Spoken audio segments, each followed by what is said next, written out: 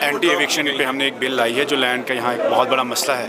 5 اگست 2019 کے بعد سب سے بڑا مسئلہ جو ہے اٹس اباؤٹ لینڈ. اور ہم نے دیکھا پچھلے 3 سالوں میں جب گھاس چرائی سے، شاملات سے، اسٹیٹ لینڈ سے لوگوں کو نکال رہے تھے، تو there is a gripping insecurity and fear among the people of Jammu Kashmir کہ ہم سے شاید ہماری زمین چھینی جائے گی. تو اس کو لے کر، اس کنسرن کو نظر میں رکھ کے ہم نے ایک اینٹی ایوکشن بل لایا ہے جس کو اینٹی بلڈوزر بل بھی ہم کہتے ہیں. اینڈ دس از اباؤٹ کہ لینڈ ریگولیشن ہونا چاہیے، زمین کی ریگولیشن ہونی چاہیے. گھاس چرائی، شاملات، نزول ہو یا لیز لینڈ ہو، ایسی زمین جو آپ کے پاس 30 سال سے زیادہ وقت رہی ہے، وہ جموں کشمیر کی عوام کو، ان لوگوں کو اس میں مالکانہ حقوق ملنا چاہیے. چاہے وہ مکان ہو، چاہے وہ دکان ہو، چاہے وہ گلمرگ پہلگام میں کسی کا ہوٹل ہو، ہر جگہ جہاں پر بھی جموں کشمیر کے باشندے کو کوئی زمین ہو، اپنے پاس ہو، وراثت میں ملی ہو، اس پر اس کو مالکانہ حقوق ملنا چاہیے. تو وہی بل ہم نے اسمبلی میں لاسٹ ٹائم بھی ایک دیا تھا، اس بار بھی ہم نے دیا ہے، جس میں محبوبہ جی نے فاروق صاحب سے بھی ریکویسٹ کیا اور عمر صاحب سے بھی ریکویسٹ کیا کہ اس بل کو آپ اس ہاؤس میں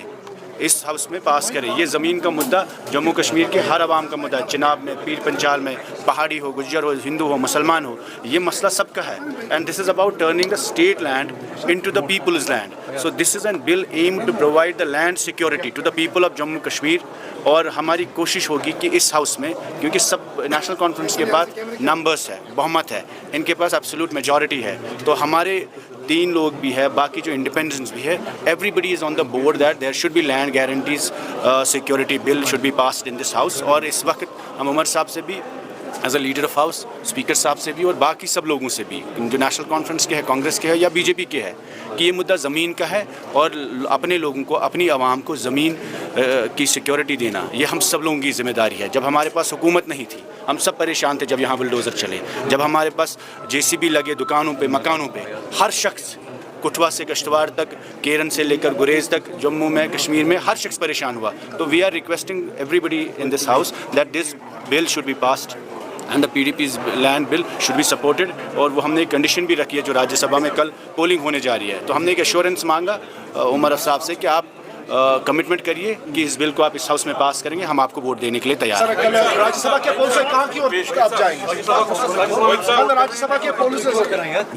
کل محبوبہ جی نے فاروق صاحب سے، عمر صاحب سے بھی بات کی اور کنڈیشن یہی تھی کہ آپ اس پیپلز ڈیموکریٹک پارٹی کی جو لینڈ بل ہے اس کو پاس کریے، اس کو سپورٹ کریے اور اس ہاؤس میں پیش کریے اور اس کو آپ سپورٹ کریے، پبلک کمٹمنٹ اناؤنس کریے اس پر. تو we will support, we want to support. ان کے راجیہ سبھا کے ممبر جو ہے ہم اس کو سپورٹ کرنا بھی چاہ رہے ہیں، لیکن ان کے لیے، اس کے لیے ایک پبلک کمٹمنٹ بہت امپورٹنٹ ہے.